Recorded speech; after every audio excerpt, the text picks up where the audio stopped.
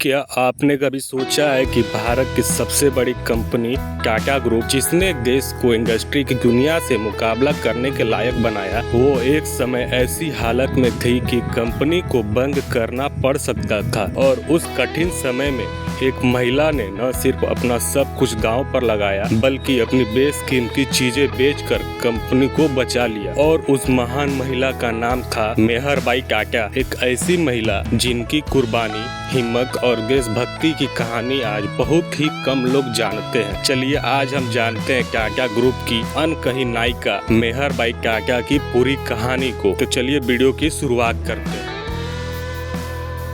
मेहरबाई टाटा का जन्म 1879 में एक अमीर पारसी परिवार में हुआ था। उनकी परवरिश सभ्यता, शिक्षा और सामाजिक जिम्मेदारी के मूल्यों पर हुई और वो बहुत ही पढ़ी लिखी थी। इंग्लैंड में शिक्षा प्राप्त किया और उच्च वर्गीय पारसी समाज में उनका विशेष स्थान था। उनकी शादी सर दोराबजी टाटा से हुई, जो जमशेदजी टाटा के बेटे थे और उस समय टाटा ग्रुप के उत्तराधिकारी। दोनों का रिश्ता बहुत मजबूत, समझदारी भरा और एक दूसरे के लिए समर्पित था।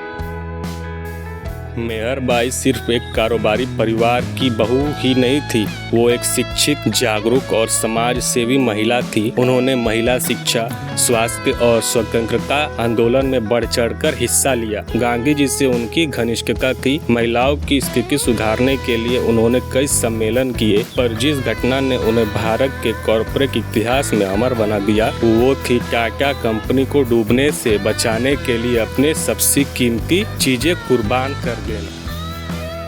बात है 1920 के दशक की। विश्व युद्ध के बाद आर्थिक मंदी ने पूरी दुनिया को हिला दिया था। टाटा ग्रुप उस समय स्टील मैन्युफैक्चरिंग का बहुत बड़ा नाम था, लेकिन बाजार की हालत बिगड़ती जा रही थी। कंपनी भारी घाटे में जा रही थी, स्टील की कीमतें गिर रही थी और बैंकों ने पैसा देने से मना कर दिया था। तब टाटा ग्रुप के सामने एक ही विकल्प था, या तो कंपनी को बंद कर दिया जाए या फिर किसी चमत्कार की उम्मीद की जाए।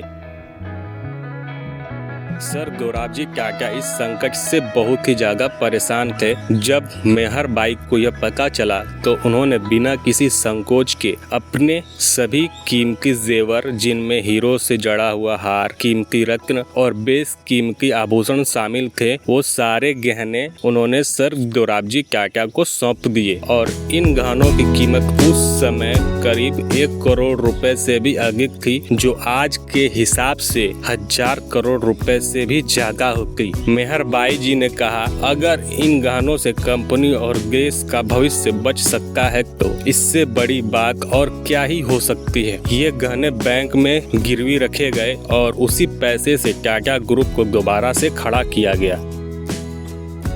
उस कुर्बानी का असर ये हुआ कि टाटा स्टील फिर से उभरने लगा। नई मशीनें खरीदी गई, कर्मचारियों की तनख्वाह चुकाई गई और कंपनी की साख लौट आई। ये वो मोड़ था जिसने टाटा ग्रुप को दोबारा खड़ा किया। आज जो टाटा भारत की सबसे भरोसेमंद कंपनी है, उसकी नींव एक महिला की चुपचाप दी गई कुर्बानी शामिल है। 1931 में मेहरबाई को कैंसर हुआ। उनका इलाज लंदन में हुआ, पर वो ठीक न हो सकी, लेकिन वे अपने अंतिम दिनों में भी सामाजिक सेवा के लिए सक्रिय रही। उनकी मृत्यु के बाद सर दोराबजी टाटा ने उनके नाम पर मेहरबाई टाटा मेमोरियल अस्पताल बनवाया, जो आज भी कैंसर के इलाज में देश के सबसे बड़े संस्थानों में से एक है। दोस्तों, मेहरबाई टाटा की कहानी सिर्फ एक महिला की ही नहीं है, ये उस भावना की कहानी है जो कहती है देश और समाज सबसे पहले। जब आज हम टाटा जैसे नाम पर गर्व करते हैं तो हमें याद रखना चाहिए वो बलिदान जो किसी ने दिखावे के बिना शांति से लेकिन दिल से दिया था।